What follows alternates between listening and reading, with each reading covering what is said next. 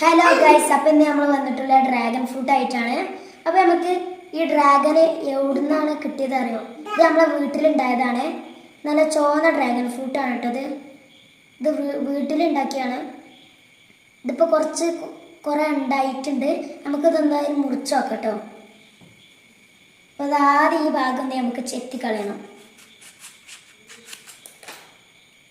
ഇനി ഇങ്ങനെ മുറിക്കണം കേട്ടോ.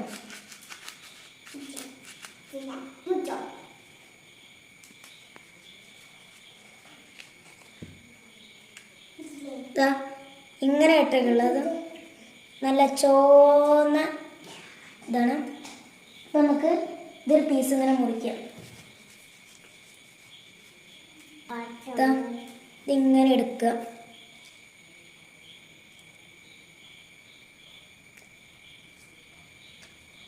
നല്ല രസമുണ്ട് കേട്ടത്.